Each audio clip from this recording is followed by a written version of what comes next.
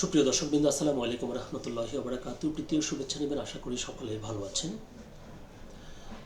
থাম্বনেইলে যে লেখাটি আপনারা দেখেছেন সেখানে বলা হচ্ছে যে মনোনয়নপত্র অবৈধ হওয়ার পর জাতীয় পার্টির এক প্রার্থী জানতে পারলেন যে তার নামে একটি মামলা আছে।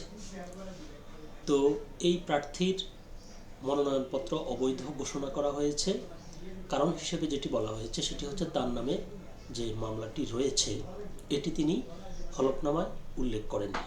এখন তার প্রশ্ন হচ্ছে যে তার নামে যে একটি মামলা রয়েছে সেটাই তিনি জানতেন না, এবং মনোনয়নপত্র অবৈধ হওয়ার পর কারণ জানতে গিয়ে তিনি জানতে পারলেন যে তার নামে একটি মামলা আছে। এই ঘটনাটি ঘটেছে কুড়িগ্রামে। তো জাতীয় পার্টির যে প্রার্থীর ক্ষেত্রে এই ঘটনাটি ঘটেছে, এর আগেও তিনি প্রার্থী এমপি ছিলেন। তো বাংলা ট্রিবিউনে এ নিয়ে যে সংবাদটি প্রকাশিত হয়েছে সেখানে শিরোনাম বলছে তারা মামলার কথা উল্লেখ না করায় জাতীয় পার্টির এক প্রার্থীর মনোনয়নপত্র অবৈধ। খবরটি বিস্তারিত বলছে, ত্রয়োদশ সংসদ নির্বাচনের প্রার্থীদের মনোনয়নপত্র বাছাই প্রক্রিয়ায় কুড়িগ্রাম 2 আসনের জাতীয় পার্টির প্রার্থী ও একই আসনে দলটির সাবেক সংসদ সদস্য পনির উদ্দিন আহমেদের মনোনয়নপত্র অবৈধ ঘোষণা করেছে রিটার্নিং কর্মকর্তা ও জেলা প্রশাসক। একই আসনের বাংলাদেশ জাতীয় পার্টির প্রার্থী আতিকুর রহমানের মনোনয়নপত্রও অবৈধ ঘোষণা করা হয়। অর্থাৎ ওই আসন থেকে যে দুজনের প্রার্থী অবৈধ ঘোষণা করা হয়েছে, দুজনে জাতীয় পার্টির। বৃহস্পতিবার 1 জানুয়ারি সন্ধ্যায় রিটার্নিং অফিসারের কার্যালয়ের নিয়ন্ত্রণ কক্ষের দায়িত্বে থাকা সহকারী কমিশনার আবু বক্কর সিদ্দিক এসব তথ্য নিশ্চিত করেছেন। রিটার্নিং অফিসারের কার্যালয় সূত্র জানায়, বৃহস্পতিবার মনোনয়নপত্র বাছাইয়ের প্রথম দিনে কুড়িগ্রাম 1 ও কুড়িগ্রাম 2 আসনে মনোনয়নপত্র দাখিলকারী প্রার্থীদের মনোনয়নপত্র বাছাই করা হয়। এতে কুড়িগ্রাম 1 আসনে মনোনয়নপত্র দাখিলকারী 6 প্রার্থীর সবাই মনোনয়নপত্র বৈধ বলে ঘোষণা করেন রিটার্নিং অফিসার।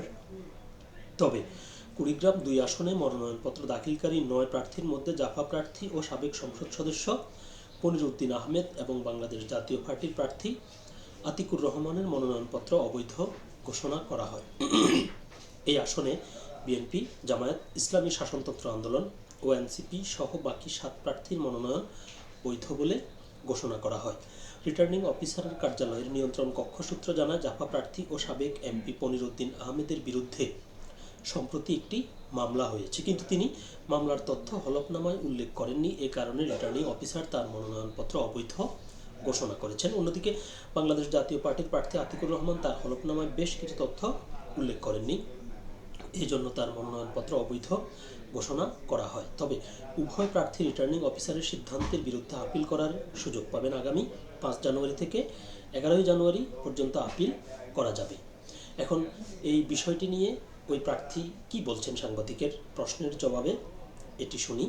মামলা ও আপিলের বিষয়ে জানতে জাতীয় পার্টির প্রার্থী সাবেক এমপি পনির উদ্দিন আহমেদ বলেন, আমার নামে যে মামলা হয়েছে তার কিছুই আমি জানতাম না, না জানলে কিভাবে হলফনামায় উল্লেখ করব। এটি অবশ্যই একটি যুক্তিসঙ্গত উত্তর, খুব ভালো উত্তর তিনি দিয়েছেন যে তিনি জানতেন না, না জানলে তিনি সেটি কিভাবে উল্লেখ করবেন। আজ শুনলাম যে ঢাকার মিরপুরে আমার নামে মামলা হয়েছে, সেই কাগজ নিয়ে এসে জমা দেওয়া হয়েছে। আমি কি মিরপুর গিয়ে যুদ্ধ করছি? মামলা তো হতেই পারে, এখন আমি আপিল করব। তো দেখা যাক যে আপিলে তার পরবর্তী শুনানিতে তার প্রার্থিতা কি তিনি বৈধতা ফিরে পান নাকি অবৈধ বহাল রাখে, সেটি 11 জানুয়ারির মধ্যে ফলাফল আসবে। তো যেটি বলতে হয় সেটি হচ্ছে যে অন্যান্য সব প্রার্থিতাই বা তাদের মনোনয়নপত্র বৈধ ঘোষণা করা হয়েছে, শুধুমাত্র জাতীয় পার্টির 2 জন। একজনের ব্যাপারে যেটি বলা হচ্ছে যে তিনি কিছু তথ্য তিনি সেখানে উল্লেখ করেননি বা সবগুলো তথ্য তিনি দেননি, সেটা একটি কারণ হতে পারে। তো দেখা যাক যে শেষ পর্যন্ত দুজনেই বলছেন যে তারা 5 তারিখের পর যে আপিলের সুযোগ, এই সুযোগ দুজনেই নেবেন।